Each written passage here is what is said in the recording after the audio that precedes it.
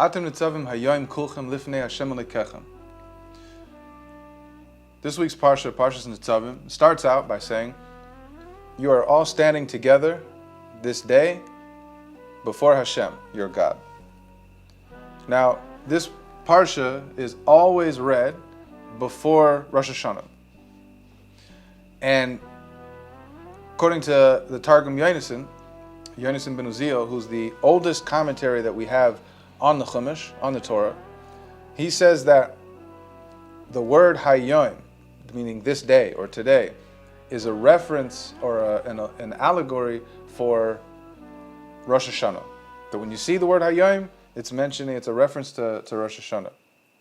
So, what is Rosh Hashanah besides the New Year? This is the day that Adam HaRishon was created, right? The sixth day, the last day of creation before the day of rest. Everything leading up to that point culminated and came to a head with the creation of Adam HaRishon, man. This was the beginning of the fulfillment of the purpose of creation. Now, every year on Rosh Hashanah, the world is recreated and created anew. And we come together and we crown Hashem as king over us. And when it says all of you are standing together before Hashem, he goes on to say, the Torah goes on to say, Roshechem Shiftechem, the leaders, the heads of your tribes. Ziknechem V'Shaitrechem, the elders and the officers. Kol Ish Yisrael, all the men amongst the Jewish people. Tabchem, Neshechem, the children, the women, V'Gercha, the strangers amongst you. Asher B'Kerev, Machanecha, those who live in the camp. Mechaitev Eitzecha, the wood choppers. Ad Sheyev Memecha, and the water carriers. So, this is describing 10 different types of people, all representing the 10 different positions that they have in the community, which is goes on their maybe the level of their seeming importance. And it says that, and the Alter Rebbe brings in the Likutei Torah in his Maimer, that these 10 types of people go on the 10 divine emanations that make up our spiritual makeup, the 10 spheres.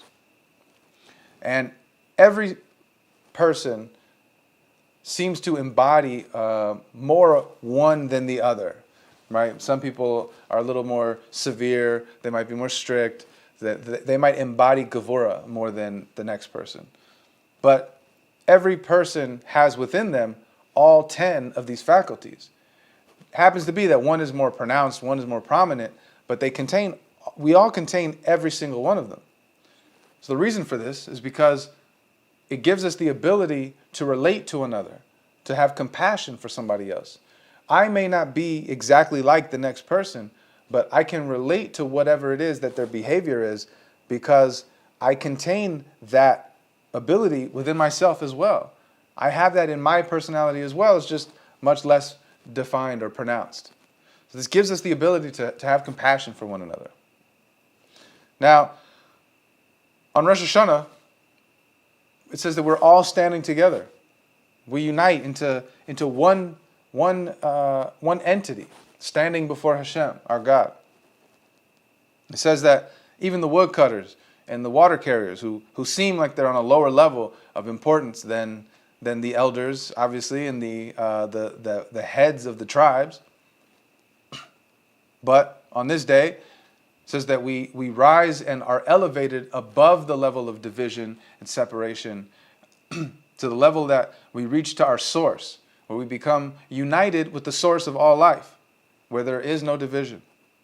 And this unity is described by the Alter Rebbe. He brings the Sefer Yetzirah, arguably the oldest Kabbalah Sefer, and in it says, Na'ut Seifin B'Schilasen, that the end is planted in the beginning, or with the beginning.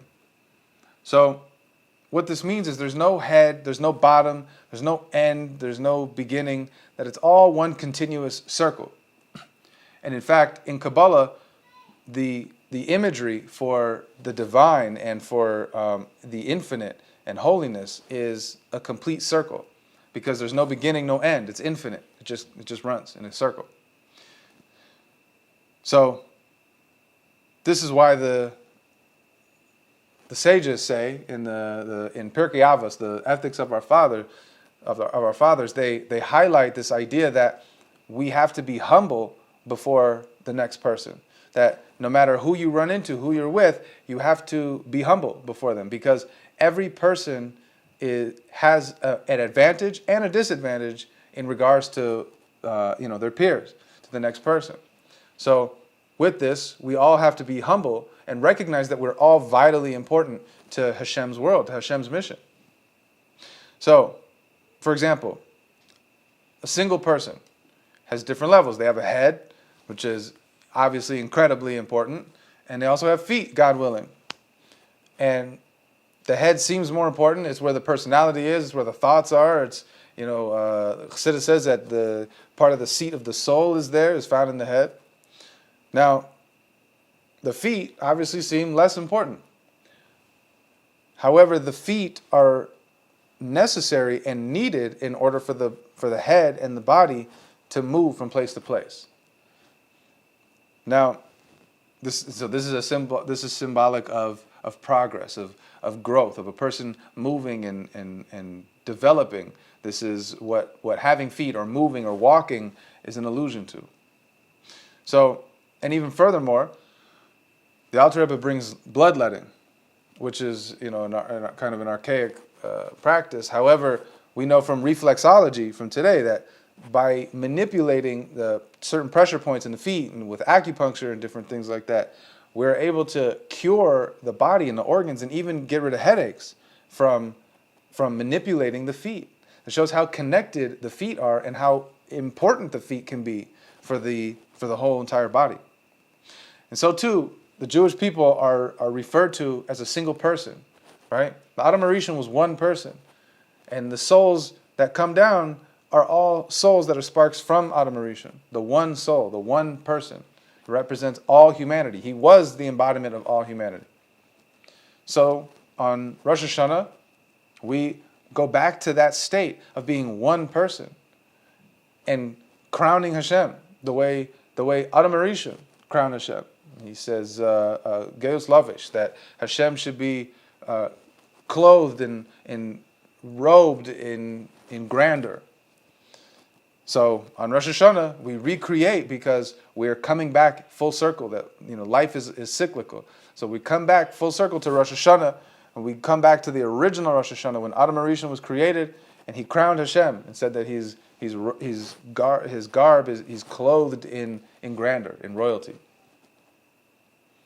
So by coming together with unity in Achdus, as we say, we are able to draw down the unity of Hashem, the oneness of Hashem, and we're able to draw it down onto ourselves and become one full total entity.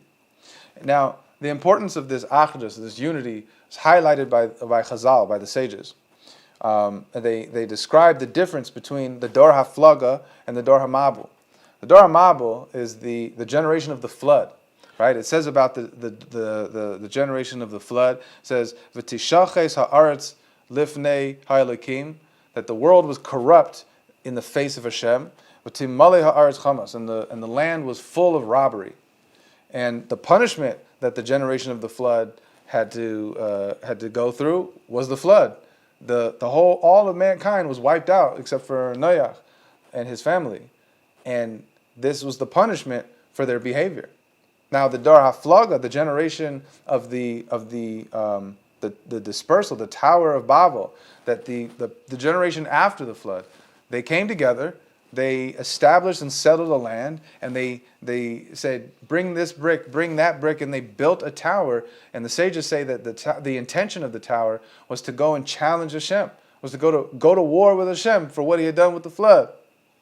Now, as a result of building a tower and challenging Hashem, chas v'shalom, God forbid, the result of this and the punishment was Hashem dispersed the people, got rid of the tower, and sent everybody to different corners of the world and give them different languages. That's why we say Babel when we don't understand somebody. So even in the face of this grievous act of trying to challenge and go to war with Hashem, go to war with God, not a single life was lost because we did it together. We did it with unity, with achdus. Now, Aten mitzavim hayom kulchem lifnei Hashem Elikechem. We come to Rosh Hashanah.